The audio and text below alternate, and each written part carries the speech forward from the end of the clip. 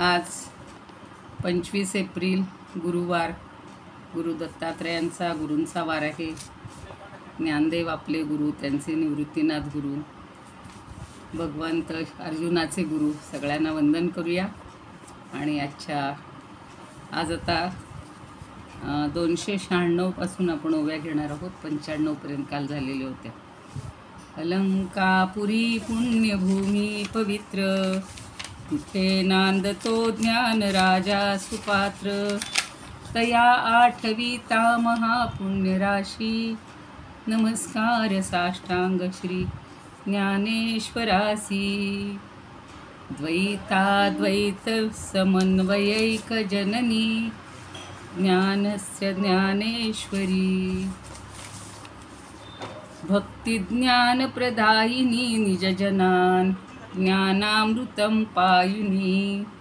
भक्तिज्ञानयुतं हि येन कथितं, शास्त्रं विवेकप्रदं. वन्दे तं करुणाकरं प्रभुवरं, श्रीसंत ज्ञानेश्वरं. श्रीसंत ज्ञानेश्वरं. ज्ञानेश्वर महाराज की जय.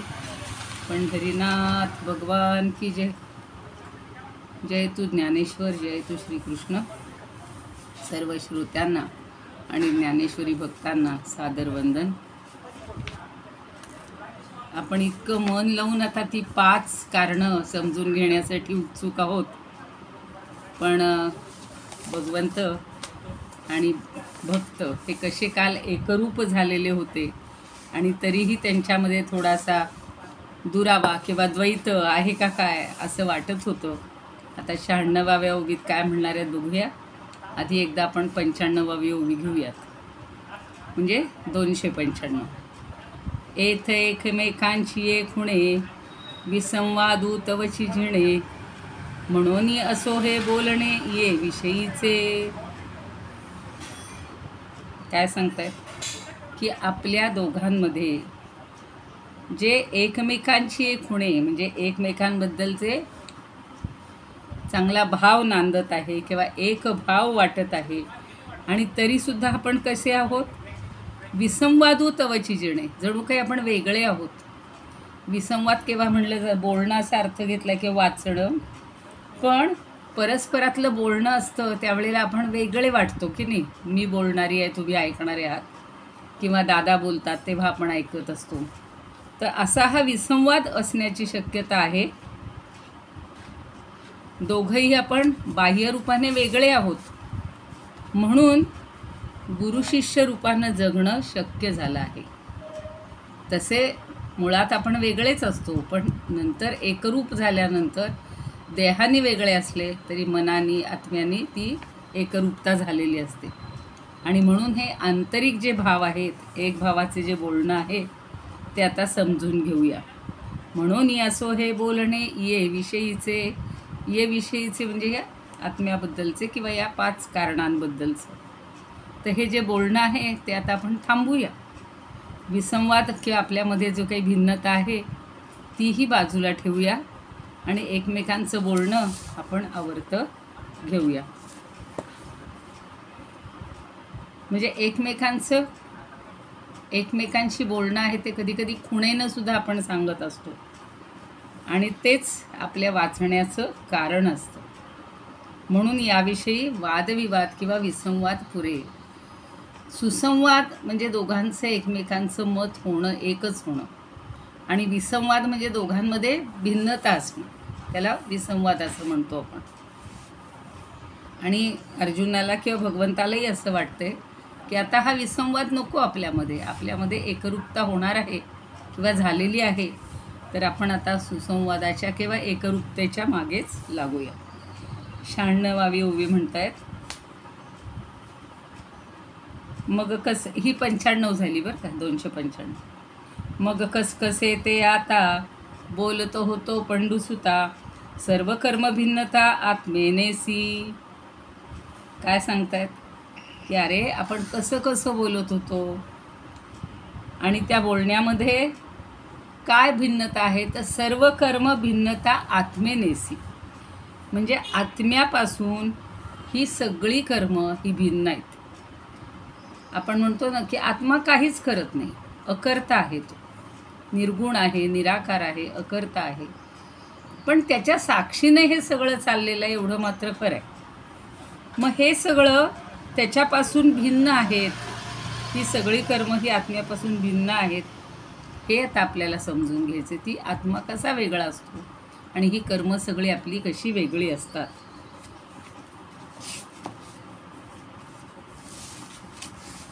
म्हणजे सगळ्या कर्मांची आत्म्याशी जी भिन्नता कशी कशी आहे किंवा सगळी कर्म आत्म्यापासून कशी निराळी आहेत, हे मी आता तुला सांगत होतो असं भगवंत सांगतात. आणि भगवंताचं ते बोलणं ऐकून आता अर्जुनाला काय वाटतं ते पुढच्या ओवीत म्हणतात. तव अर्जुन म्हणे देवे, माझी ये मनीचेची स्वभावे, प्रस्ताविले बरवे प्रमेय तेजी. भगवंत असं म्हणतायत की अरे अर्जुना, नाही अर्जुन आता म्हणतोय की अरे देवा, माझ्या मनातलं जे तात्पर्य आहे तेच सांगण्यास तुम्ही प्रवृत्त झालेले आहात किंवा आरंभ केलेला आहे. म्हणजे बघा, त्याच्या मनात जे आहे ते भगवंताला आधीच समजलेलं आहे. अर्जुनाने प्रश्न विचारला पण नाही इथे, पण तेच बरोबर जे आपण कधी कधी असं म्हणतो का मला आता हे विचारायचंच होतं, बरोबर तुम्ही तेच सांगितलं. तसं झालं या दोघांच्या बाबतीत की अर्जुन म्हणतो की अरे देवा, माझ्या मनात सांगण्याचा उद्देश तोच होता, माझं सांगण्याचं तात्पर्य तेच होतं आणि नेमकं तुम्ही तेच सांगायला सुरुवात केलेली आहे. तव अर्जुन म्हणे देवे, माझी ये मनीचेची स्वभावे, प्रस्ताविले बरवे प्रमेयते. आता प्रमेय म्हणजे काय? बोलण्याचं तात्पर्य किंवा सांगण्याची गोष्ट. तर जे मला सांगायचं होतं तेच भगवंता तुम्ही आता सांगायला सुरुवात केलेलं आहे आणि त्याला आनंद होतो. प्रमेयाचा अर्थ काय? जे शिकायचे, जे समजून घ्यायचे त्याला प्रमेय म्हणतात. प्रमा म्हणजे ज्ञान आणि प्रमातृ म्हणजे जे करून घेणार आहे तो. जसं कर्ता कर्म आणि जी गोष्ट करायची आहे किंवा ज्ञाता ज्ञेय ज्ञान, जाणून घेणारा ज्ञाता, ज्ञेय म्हणजे जे समजून घ्यायचं ते आणि जे समजलं ते ज्ञान. तसं आता इथे सांगतात की हे प्रमेय म्हणजे शिकण्याचा विषय, जी गोष्ट शिकायची आहे ती, जे माझ्या मनात शिकायचं होतं, समजून घ्यायचं होतं तेच तुम्ही आता बोलून दाखवलं आहे. जे सकळ कर्माचे बीज, कारण पंचक तुझं, सांगे नाहीसी पैज घेतली का. आणि बघा तुम्ही काय केलेलं आहे की सगळ्या कर्माला कारणीभूत, कारण पंचक 5 कारणं आहेत. जसं पंचमहाभूत असतात तसं प्रत्येक गोष्ट 5 आहेत. मग इथे कारणं, कार्याची सुद्धा कारणं काय आहेत? 5 आहेत. त्याला कारण पंचक असं म्हटले. तर ते मी तुला आता सांगेन ऐसी पैज घेतली का. तर तेच मी तुला सांगेन अशी तुम्ही, आपण म्हणतो ना पैज लावणे, इथे पैज म्हणजे प्रतिज्ञा असा अर्थ घ्यायचा. तर अशी तुम्ही प्रतिज्ञा केली का की जे मला सांगा हवेत तीच 5 करणं सांगण्याचं तुम्ही ठरवलं आहे का किंवा मनानं त्याचाच विचार केलेला आहे का.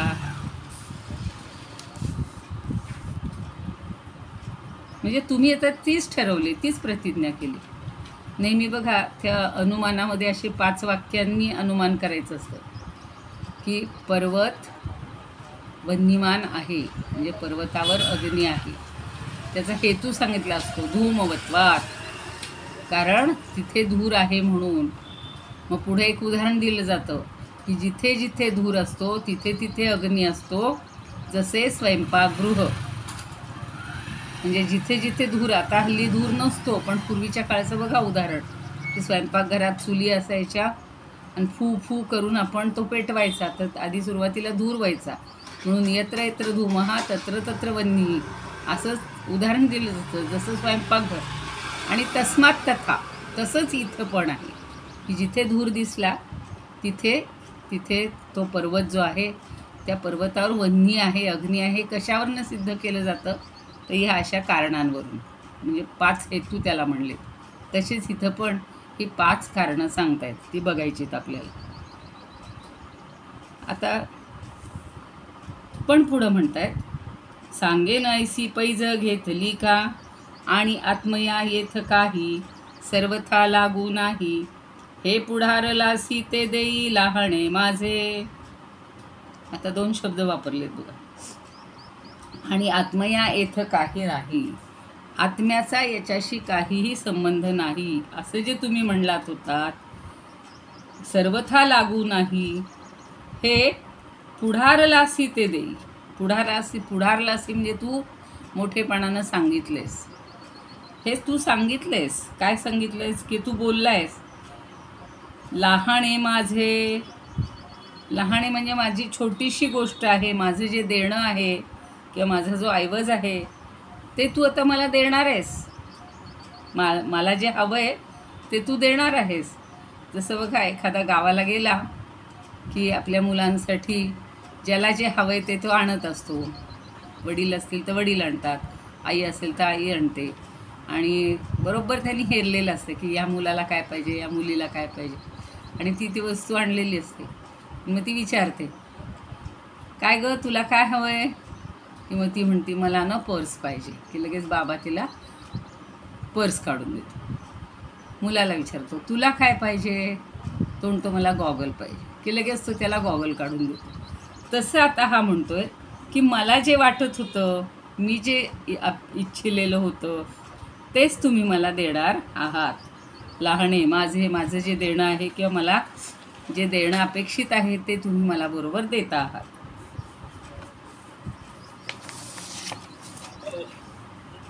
आवाज येतोय काहीतरी ना?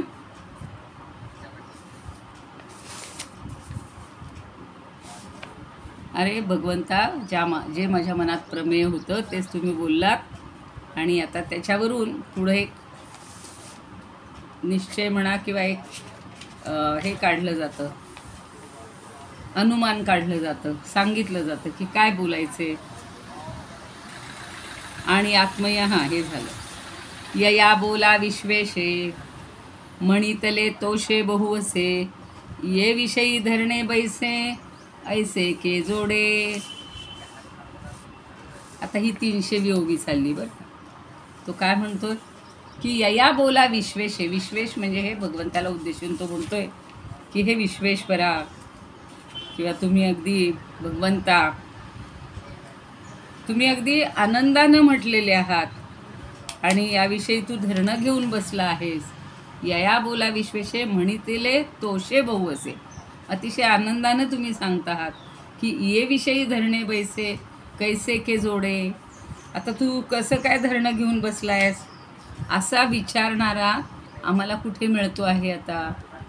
म्हणजे या दोघांमधल्या संवादाची अशी थोडी गंमत सांगतायत की असं कधी आपल्याला कोणी म्हणेल का की तू माझ्यासाठीच हे अडून बसला आहेस किंवा मीच सांगावं असं म्हणतो आहेस. तर हे कसं काय बरं? म्हणजे अगदी भक्तिभारल्या किंवा अगदी भक्तिभावानं अर्जुनाचं जे बोलणं आहे ते ऐकतायत भगवंत, विश्वाचे स्वामी विश्वेश. आणि श्रीकृष्ण अत्यंत संतुष्ट होऊन म्हणतायत की अरे पार्था, याविषयी जाणून घेण्यासाठी माझ्यासमोर तू धरणं धरून बसला आहेस. बसेल असा तुझ्यासारखा किंवा तुझ्या व्यतिरिक्त दुसरा कोणी भक्तच नाही आहे. भक्त कुठे रे सापडणार? म्हणजे तो इतका प्रिय भक्त आहे की त्याला जे हवं आहे ते देणारा भगवंत आहे. आणि भगवंताला वाटतं की याच भक्ताला मी द्यावं, म्हणून ते दोघंही असे. आपण हल्ली आता धरणे प्रकार थोडा वाईट अर्थानं घेतला जातो बघा. धरणे आंदोलन आहे की नाही, धरणं धरलं जातं, अनेक लोक एकत्रित येतात, त्यांच्या काही मागण्या असतात. आता इथे भगवंताला मागणीच आहे, त्याच्यासाठी यांना धरणं धरल्यासारखाच तो बसला आहे की मला जे हवं आहे ते तुम्ही बरोबर सांगायला बसलेले आहात आणि तेच तुम्ही मला सांगा. तरी अर्जुना निरूपिजेल ते कीर भाषे आतुल, परिमेचुये होईजेल ऋणिया तुझं. तर आता तरी अर्जुना निरूपिजेल, मी जे तुला सांगीन, मी निरूपण करीन ते कीर भाषे आतुल. भाषे आतुल म्हणजे एखादा सिद्धांत तुम्ही सांगाल किंवा एखादी महत्त्वाची गोष्ट सांगाल किंवा सांगतो म्हणतायत मी तुला. मेचुये होईजेल, पण तो म्हणतो मेचुये होईजेल म्हणजे मी तुला अगदी नमून नमस्कार करून असं मी तुला आता सांगणार आहे. जे तुला मोठा नमून आहे असं उलटं असेल का हो? पण इथं त्यांनी म्हणतायत परी मेचुये होई जेल ऋणिया तुझ, कारण मी तुझा ऋणी आहे. भगवंत अर्जुनाला म्हणतायत की अरे खरोखर तुला आता मी तो सिद्धांत सांगतो, पण कसा सांगतो की मी अगदी तुझ्या पुढे नम्र होऊन नमून सांगतो, कारण मी तुझा ऋणी आहे. केवढी भावना, केवढं प्रेम. हे उलटंच वाटतं की नाही? भगवंताच्या ठिकाणी आपण नमून राहणं ठीक आहे, आपण त्याच्यापुढे नमणं किंवा आपण त्याच्यापुढे ऋण मानणं. एखादी जर भगवंतानी आपल्याला न मागता एखादी गोष्ट दिली, नकळत बघा आपल्या मनात असतं की मला अमुक अमुक झालं किंवा आमच्या घरात या गोष्टी आल्या किंवा असं सगळं चांगलं झालं तर काय होईल, आणि बरोबर ती घटना दुसऱ्या दिवशी घडते. किंवा थोड्या वेळात की आपण देवापुढे लगेच साखर ठेवतो, देवाला म्हणतो तू अगदी आमच्या मनातलं बोललास, आम्ही तुझे ऋणी आहोत. की आपल्याला व्यवहारात कोणी जर एखादी गोष्ट अशी आणून दिली तर आपण त्यांचे ऋण मानतो, आपण कृतज्ञता व्यक्त करतो. तसं आता भगवंत अर्जुनाला म्हणतोय की मी तुझ्याबद्दल ऋणी आहे आणि मी तुझ्यापुढे अगदी नमून बोलत आहे. किती नम्रता. मला तर त्या रामाच्या बाबतीत रामायणातही सारखा तो शब्द आलेला आहे की अत्यंत नम्र असा राम होता, अत्यंत नम्र. सगळ्या ऋषींपुढे नम्र होणार, आपल्या आईवडिलांपुढे होणार, जे प्रजाजन आहे, जे कोणी आहे त्या सगळ्यांपुढे तो नम्रत्व स्वीकारत होता. आणि म्हणून आपण सुद्धा असे जर नम्र होऊन सगळ्यांच्या पुढे बोलायला लागलो तर आपल्याला कुठलीच गोष्ट कमी नाही, कुठलीच गोष्ट नाही. आपण जे अशी दडपण करून किंवा आपलं मोठेपण सिद्ध करून सांगत असतो, हां मी काय सांगतो ते ऐका, माझ्या असं असं सगळं व्हायला पाहिजे, त्यापेक्षा असं जर भगवंत जर आपल्या भक्तापुढे अगदी नमून बोलतायत तर आपण तर लोकांपुढे, लोक सगळे सारखेच असतात ना, आपण स्वतःला कशाला एवढं मोठं समजायचं. बरं, आता याच्यावरच्या ओव्या घेऊया आणि मग पुढच्या ओव्या घेऊ 301 पासून. भक्त श्रेष्ठा तुझ नसे काहे ठावे, कायम्या बोलावे ऐसे आहे. बोलावया हेही मज वाटे भीती, न जाणो अद्वैती रंगशील. कदाचित तू अद्वैतात रंगशील, तुझ्या माझ्यातली जी आता एकरूपता झालेली आहे त्यामुळं तू मला विसरू, म्हणजे मी वेगळा आहे हे तू विसरूनच जाशील आणि तू अद्वैतात जाशील. प्रियजना संगे असावे रुसावे, तेणे वाढवावे प्रेम सौख्य. पार्था ऐसे प्रेम तुझ्या माझ्या ठाई, म्हणून ही पाही वेगळीक. ऐसी वेगळीक जोवरीही साच, घडे तो वरीच प्रेम भोग. म्हणून या राहो बोलणे हे आता, चित्त देई पार्था निरूपणी. सर्व कर्मे भिन्न कैसी आत्म्याहून, होत विवरून सांगत हे. तव म्हणे पार्थ माझ्या मनीचेच, स्वभावे हे साच बोलतसा. सर्व कर्म बीज कारण पंचक, सांगे नाही भाक दिली मज. भाक म्हणजे वचन, तुला एखादं वचन देतो आपण की हे मी तुझ्यासाठी करीन, आमकं करीन. आत्म्याचा संबंध नसे काही येथे, ऐसे तुम्ही माते बोलिले जे. तेची आवडीने ऐकावेसे वाटे, तरी कृपामूर्ते निरूपावे. पार्थाचे हे बोल करोनी श्रवण, बहु संतोषोन विश्वनाथा. म्हणे याची साठी घेईल जो हट्ट, ऐसा भक्त श्रेष्ठ असे कोठे. तुझ ऐशा थोर भक्ताचा मी ऋणी. बघा काय, ऐसे निरूपणी प्रवर्तलो. तुला हे सांगण्यासाठी मी अगदी प्रवृत्त झालो आहे आणि तू मला ऋणी करून ठेवलेलं आहेस. जसं आता बघा नामदेव, विठ्ठल किंवा ज्ञानदेव, त्यांचे हे देव खरंच ऋणी होते बरं का. म्हणजे देव त्यांचा ऋणी होता प्रत्येकाच्या बाबतीत. जनाईला सुद्धा इतका तो स्वतः येऊन तिला दळण दळू लागतो, सगळी कामं करू लागतो, किंवा तिच्यावर आळ आल्यानंतर तो हार चोरल्याचा आणि सुळावर देत आहेत, तर भगवंतांनी तिच्याजवळ येऊन त्या सुळाचं पाणी झालेलं आहे. म्हणजे भक्त किती त्या भक्ताशी किती ते ऋण मानत असतात, की एवढ्या चांगल्या भक्तामुळं आम्हाला तिथपर्यंत यायला मिळते, किंवा त्यांच्यामुळं आपण आहोत, ही भावना आपण ठेवायची. इतरांमुळं आपण आहोत अशी जर भावना ठेवली तर आपल्यामधलं हे द्वंद्व असतं किंवा द्वैत असतं किंवा कुठे वाद असेल तो सगळा मिटून जाईल. आता पुढची ओवी बघूया.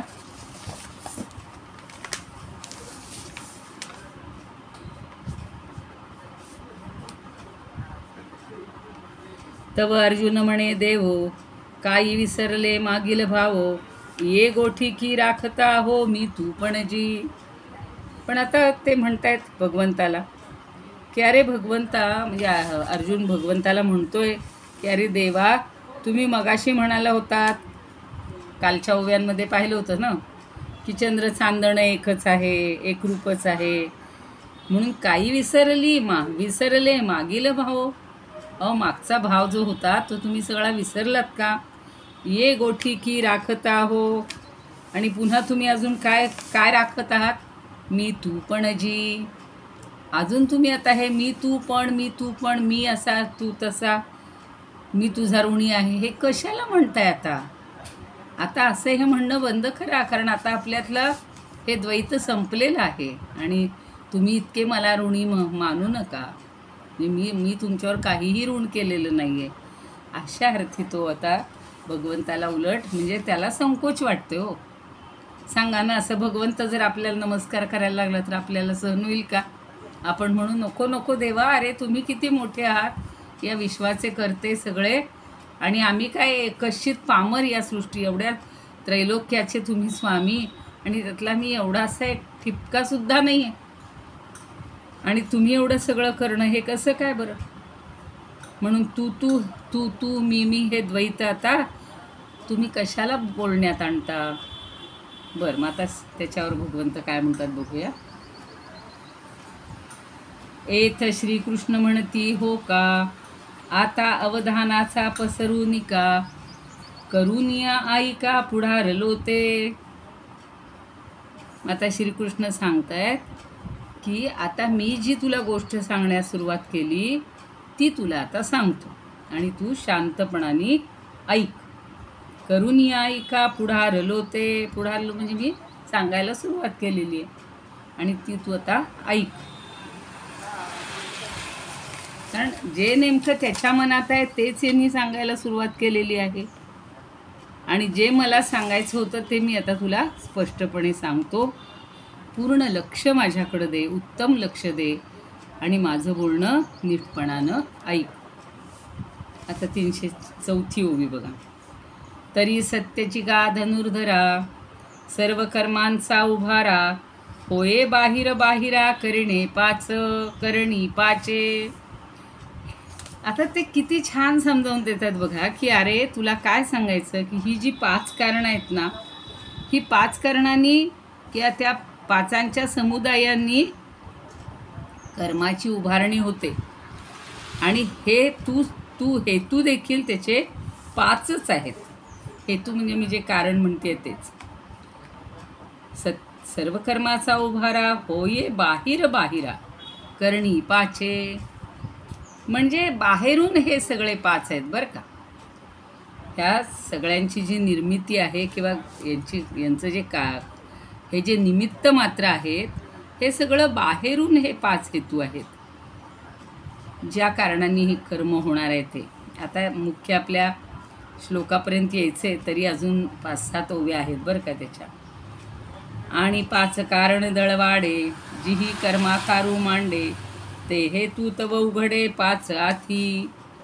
आणि तुला जे वाटतंय की या 5 कारणांनी किंवा पंचसमुदायांनी कर्मांची उभारणी होते, तर ते हेतूसुद्धा 5 आहेत, हे तू लक्षात घे. ते 5च आहेत.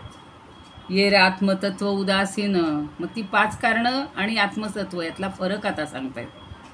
ये आत्मतत्व उदासीन ते ना हेतू ना उपादान ना अंगे करी संवाहन कार्य सिद्धीचे. तर हे आत्मतत्व जे आहे ना ते नेहमी उदासीन आहे आणि ते सगळ्या व्यवहारापासून पूर्ण तटस्थ असतं, अलिप्त असतं.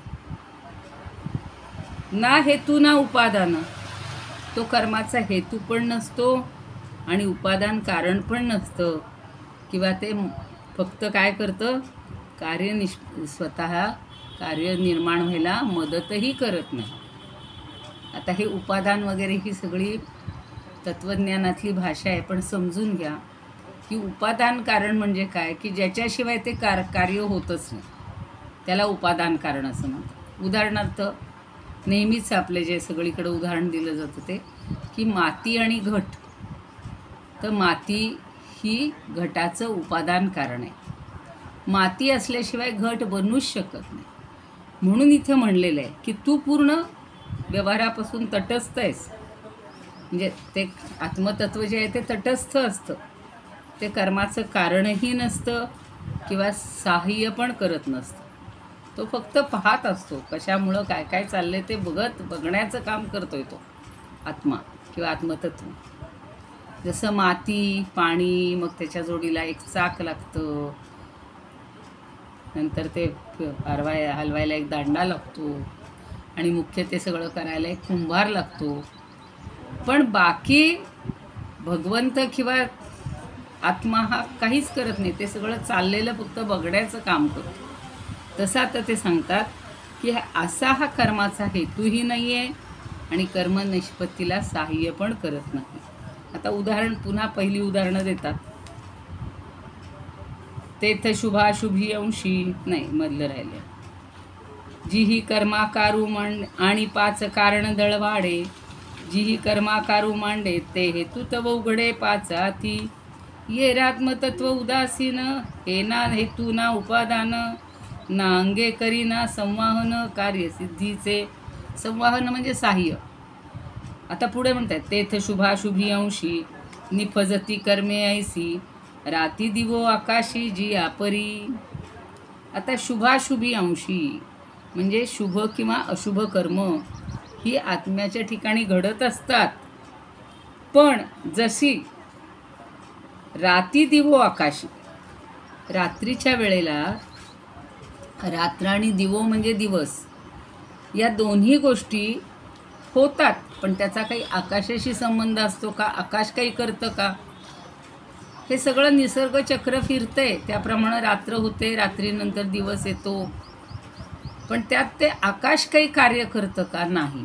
तसं शुभ आणि अशुभ कर्म करण्याच्या बाबतीत आत्म्याच्या ठिकाणी काहीही घडत नाही किंवा आत्म्याचा त्या कर्माशी काहीही संबंध नसतो. शुभ कर्म होऊ अशुभ होऊ ते आत्म्याच्या ठिकाणी घडतायत, पण आत्मा काहीच करत नाही, त्याचा संबंध काहीही नाही.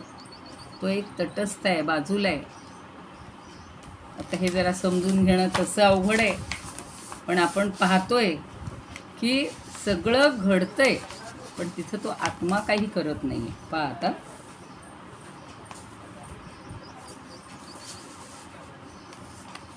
रात्र आणि दिवस घडायला हे शेवटी घडवणारा तो परमात्मा वेगळाच आहे. आणि तो जरी प्रत्यक्ष काही म्हणजे आकाशाचा जरी काही संबंध नसला तरीसुद्धा दिवस रात्र हे त्या त्या वेळेला बरोबर होतच असतात. अजूनही काही उदाहरणं देत आहेत बघा.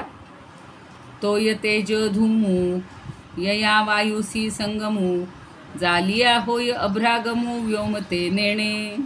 पुन्हा व्योम म्हणजे आकाशच. अजून उदाहरणं देत आहेत आकाशाच्या बाबतीत की तोय तेज धूमू. तोय म्हणजे पाणी, अर्थात समुद्रातलं पाणी.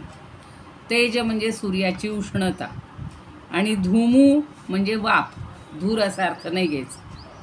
म्हणजे समुद्रातल्या पाण्याला सूर्याच्या उष्णतेनं वाफ येते की नाही, ते पाणी तापतं.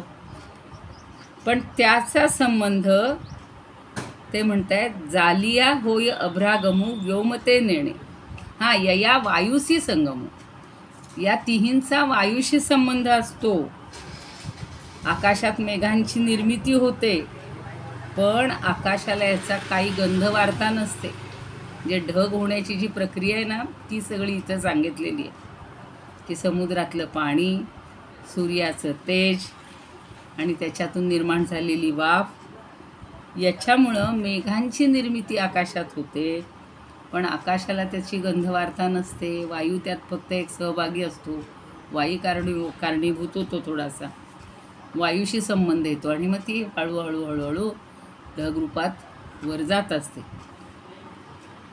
अजून एक त्यांनी छान उदाहरण दिलेलं आहे. नाना काष्ठी नाव मिळे ते नावाडे निचळे चालविजे अनिळे उदकते साक्षी. आता आपल्याला माहिती आहे काष्ठ म्हणजे लाकूड. लाकडाच्या वेगवेगळ्या फळ्या बनवून किंवा फळ्या घेऊन नावाडेनी चळे. आता काय होतं, नावाड्यामुळं चळे म्हणजे ती नाव जी असते ती हलते आणि फळ्यांमुळं ती नाव तयार होते. पण चालवली कशी जाते? चालविजे अनिळे. अनिळे म्हणजे वाऱ्यामुळं ती पाण्यातून वल्हवली जाते, चालली जाते, नावेला गती मिळते. उदकते साक्षी. पण पाणी काही करतं का हो? पाणी निवांत असतं. तुम्ही चला माझ्यावरनं, पुढे जा मागे या, पाण्याला त्याच्याशी देणं घेणं काहीही नाही. जसे ढग बनले पण त्या आकाशाला त्याच्याशी देणं घेणं नाही. नाव पुढे चालली, बनवणारा वेगळा आहे, त्याच्यानंतर बसणारे वेगळे आहेत, वल्हवणारा वेगळा आहे. ती पुढं चाललेली आहे, वाऱ्याच्या वेगानं पुढं जात आहे, पण त्याच्याशी पाण्याचा काहीही संबंध नसतो. म्हणजे त्या क्रियेला पाणी फक्त साक्षीभूत असतं. आता या उदाहरणातून आपल्याला लगेच कळेल बघा की तसंच कुठलंही कर्म, कुठलंही कर्तव्य आपण जे करतो त्याला आत्मा फक्त साक्षी असतो, तो काहीही करत नाही. अजून एक उदाहरण घेऊया. काकवणे एके पिंडे वेचिता अवतरे भांडे मग भवंडी जे दंडे भ्रमे चक्र. आत्ता जसं म्हणलं तसं पिंड म्हणजे मातीचा गोळा. कुठला तरी मातीचा ओलसर गोळा, ओला असेल तरच तो पिंड तयार होतो. आणि वेचिता अवतर भांडे, मग तो गोळा घटाची निर्मिती होण्यासाठी उपयोगी पडतो, निर्मिती होते, एखादं भांडं तयार होतं. घट म्हणजे घटच असं नाही आहे, पातेली असायची, तवे असायचे, सगळे प्रकार करतात मातीचे. हल्ली तर तुम्ही पाहिलं असेल खूप मोठ्या किमतीनं ती मातीची भांडी खास हल्ली विकायला येत आहेत. म्हणजे हे स्टील म्हणा, ते ॲल्युमिनियम म्हणा, आणि तांबा पितळं ह्याच्यातनं काही काही प्रॉब्लेम होतात, त्रास होतात, त्याच्यापेक्षा मातीची भांडी. म्हणून इथं त्यांनी भांडे शब्द वापरलेला आहे, तो काही बिघडत नाही. की का कवणे के पिंडे वेचिता अवतरे भांडे, तर तो पिंड वापरण्यात आल्यानंतर एखादं भांडं तयार होतं किंवा घट तयार होतो. म्हणजेच काय होतं, भवंडीजे दंडे भ्रमे चक्र, हे सगळं त्याचीच प्रोसिजर मी आत्ता सांगितली तीच सांगितलेली आहे. की तो गोळा जो असतो तो त्या चाकावर ठेवला जातो, चाक काठीनं गरा गरा गरा गरा फिरवलं जातं. म्हणजे काठी पण लागते, तो गोळा पण लागतो, चाक पण लागतं. पण ह्या सगळं करत असताना त्या चाकाची निर्मिती कशी होते, त्यात कुंभाराचं कौशल्य असतं. कुंभार थोडासा करतो, त्याची पुढची ओवी आहे. पण त्या मातीचा घट होण्यासाठी पृथ्वीचा काही संबंध आहे का? त्यांनी काय केलं, पंचमहाभूतांची सगळी इथेही एक एक उदाहरणं दिलीत. पहिलं दिलं आकाश, नंतर दिलं जल, पृथ्वी आप तेज वायू आकाश ना, तर त्यातलं जल म्हणजे पाणी. आणि आता इथे तिसरं सांगतायत पृथ्वी. पृथ्वी म्हणजे माती हा पृथ्वीचाच भाग आहे. तर त्या पृथ्वीचा काही संबंध असतो का? पृथ्वी अशी अलिप्त असते. ठीक आहे, इथंपर्यंत थांबू आपण. आहे का? हां, इथं ह्याच्यावरच्या ओव्या झाल्या तर बरोबर होईल.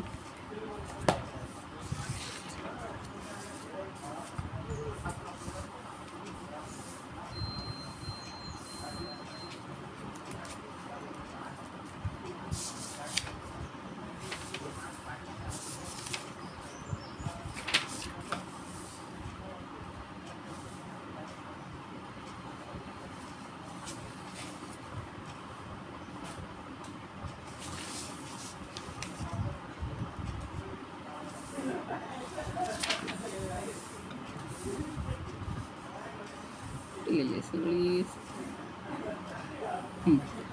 ज्ञानप्रधान हा घडता संन्यास, लोपतो अशेष फळ भोग.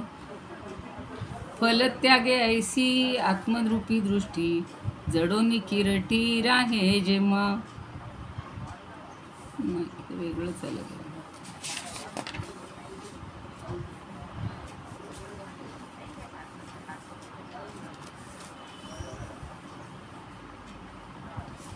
बघूया, उद्याच घेऊया त्या उभ्या. इदमुपकर्तुं भुवनमण्डलं, समुदितमिव भास्करं, सादरं वन्दे ज्ञानेश्वरं. त्रिभुवनमाता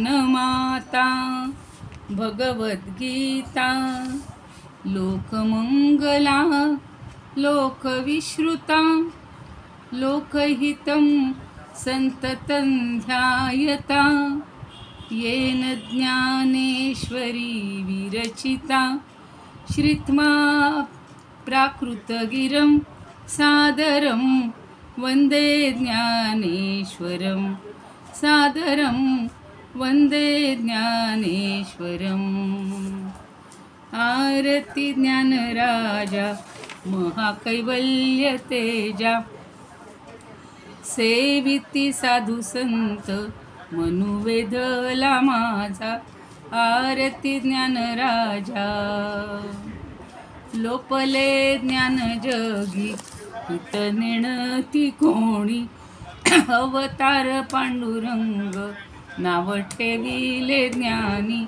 आरती ज्ञानराजा कनकाचे ताट करी, उभ्या गोपिका नारी. नारद तुंबरू हो सामगायन करी. आरती ज्ञानराजा प्रगट गुह्य बोले, विश्वब्रह्मची केले. राम जनार्दनी पायी मस्तक ठेविले. आरती ज्ञानराजा महाकैवल्य तेजा, सेविती साधू संत मनुवेधला माझा. आरती ज्ञानराजा.